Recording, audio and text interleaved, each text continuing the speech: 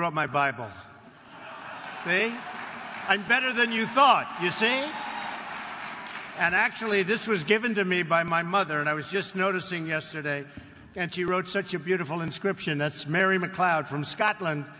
Very religious, actually, and it was something I thought I'd bring along today, because this is a group that fully understands Bibles and respects everything that it says.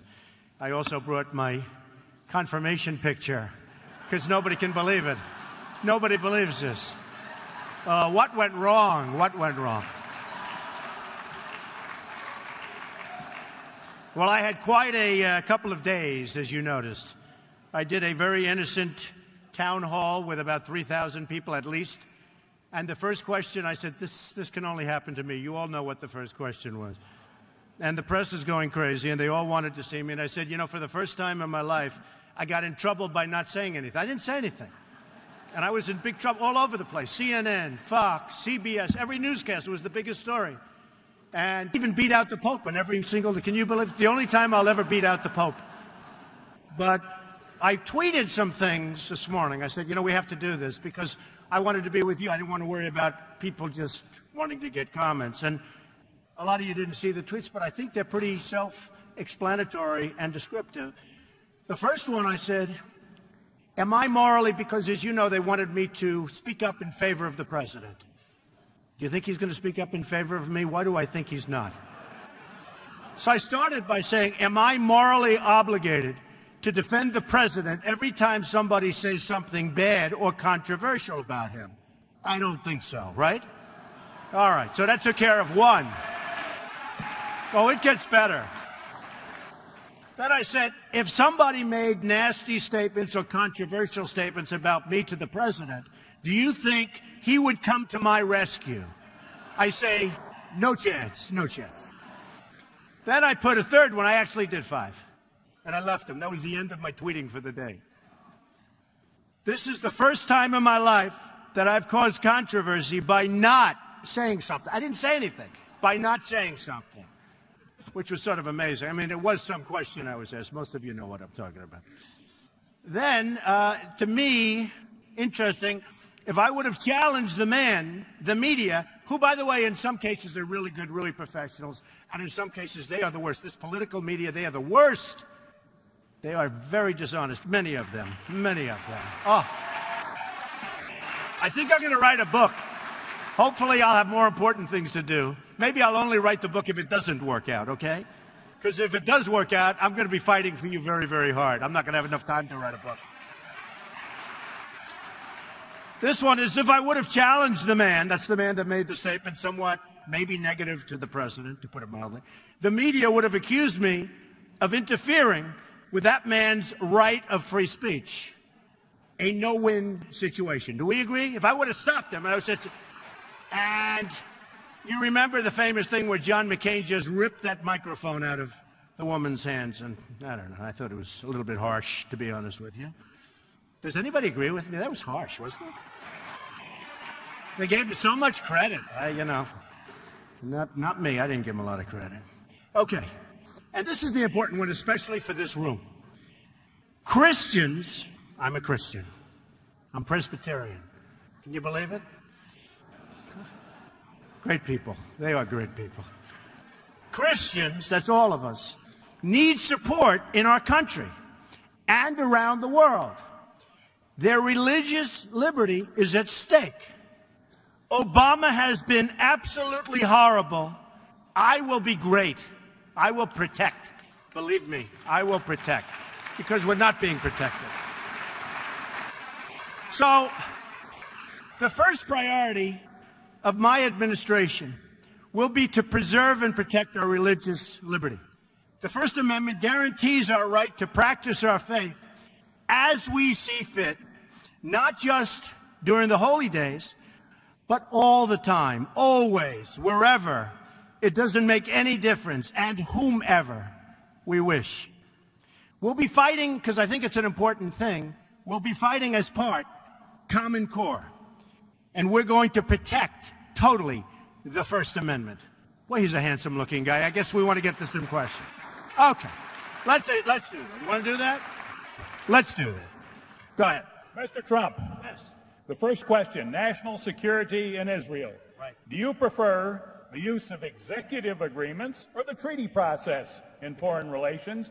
And what's your position on the so-called Iran deal? And how would your administration, under your leadership, deal with relations with Iran and the Middle East? Okay, good. I like the treaty much better. It's a much stronger agreement. It would have to go through Congress. You'd have to get it approved. I mean, this deal that's being made with Iran right now is a disgrace. It's a disgrace.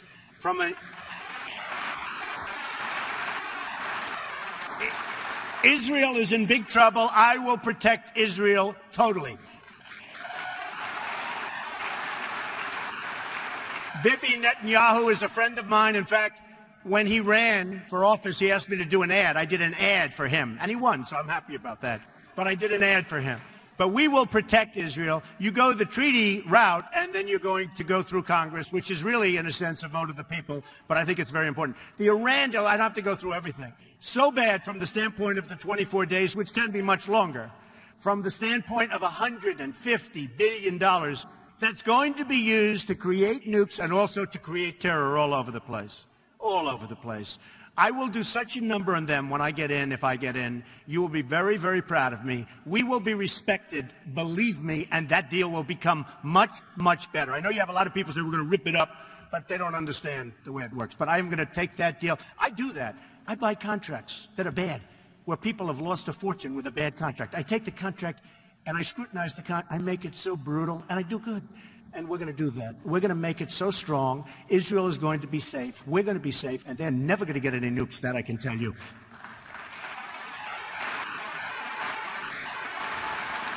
The only thing I hate about the timing, because money is a very important thing for our country. We owe $19 trillion. It used to be 18. Now we have to start saying 19 because it's going up. And it will start going up very, very fast now because of Obamacare and other things which are costing a fortune. But we owe $19 trillion. The thing I hate so much, we're giving to Iran $150 billion.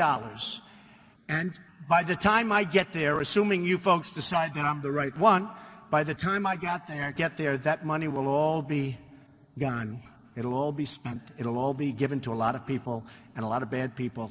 And that is so sad. And it's going to go very quickly. They're going to give it away very quickly. They can't give it to them fast enough. A horrible deal, an incompetent deal done by incompetent people. And they should be ashamed of themselves. But we will make it good.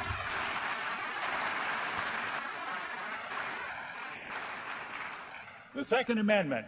Why do you believe the Founding Fathers produced the Second Amendment? Well, I believe strongly in the Second Amendment, and it's something we need. We need it for security. We need it for safety. Unabated. We have to have people checked for mental health problems, the mental health institutions. And if you look at places like New York and others, they've cut back so far that we have people with serious mental health problems, and we're going to do a lot to fund that because we have to get these people back in the hospitals. But I'm a very, very big Second Amendment person. One of the things that I've seen over the last little while that is so absolutely ridiculous, I mean, totally, is taking the guns away from the military. You know, we lost some great people recently, great people, really highly decorated military people that know how to use their weapons, and they were in a free zone, gun-free zone, and they were killed.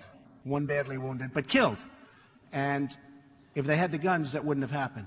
Could have happened, maybe one instead of five, but they were killed. And it is really a sad situation. So we would certainly give the guns back to the military. It's hard to believe we're even talking about this. Hard to believe. We're even talking about it. And you might have heard, you know, it's sort of interesting because these polls came out and they said Trump won the debate. The polls say Trump won the debate. And they say that the newest poll just came out this morning. Trump, 36. Not on the debate. This is the big deal. Trump, 36. Carson, 12. And then Reuters just came out. Trump, 35. Carson, 14. Jebb is 8, and he wants Common Core. So when people hear he wants Common Core, I think, and he's weak on immigration. Those two things I think are not so good. So we're honored by that. But I will tell you, we will keep that Second Amendment. And I was just going to say a little story is that when we had the 2 prisoners escape, rough guys, had guns, very dangerous, upstate New York. They came the first people ever to escape from that prison, maximum security.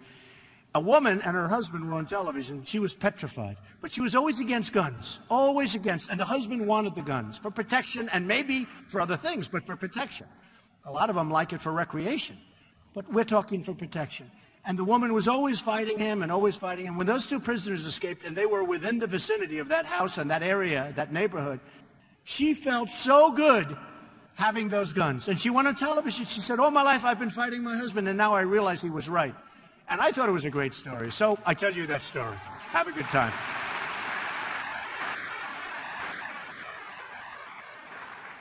Question related to ethanol. The federal renewable fuel standard displaces Middle East oil with homegrown domestic fuels. As president, will you support our national security with the renewable fuel standard? Okay, yes, and I've a very strong yes. There's no reason not to. We need it. We need every form we can get. Ethanol is terrific, especially with the new process. And I am totally in favor of ethanol, 100%. And I will support it.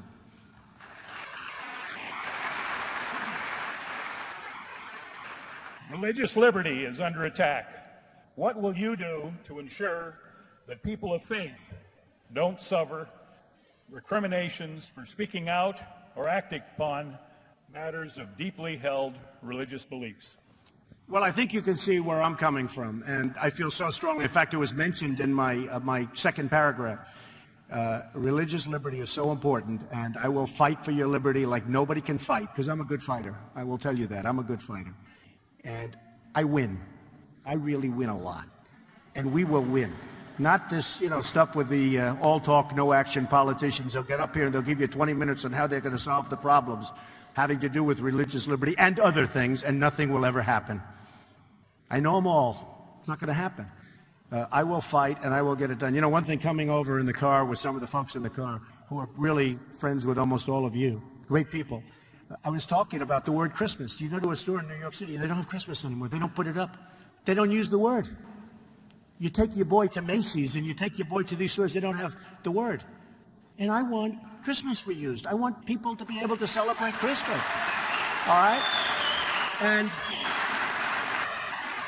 somebody said, well, that's not the biggest part. I said, let me tell you, that's a big part. That's a big part. You know what they're doing. Every year it gets worse and worse. And before you know it, you won't be able to go to church the way they're doing it. And we don't have people fighting for us. We have nobody fighting for us. Do you know that one thing that I have to say it, a person who's very, very top on national security, one of the top people in this country, said to me something that I was amazed at. Over the last couple of years, if you're in Syria and if you're a Muslim, it's very easy to come into the United States. Now, that's pre obviously the horrible thing that's going on right now with the migration. But I'm talking about over the last few years. If you're a Muslim and you come in, you can come in easy. If you're a Christian from Syria, where they cut off your head, where they drown you, where they do things that you're talking about medieval times, this you wouldn't believe. But if you're a Christian from Syria, it's almost impossible. In fact, it is virtually impossible to come into the United States. Okay? And that's the way we have our country now. That's what we've been reduced to. Believe me, I will protect you and I will fight for you. And nobody will fight better and nobody will get you more. And I'm one of you. Just remember that. So thank you all very much. I appreciate it. It's been a great honor. Thank you. Thank you very much.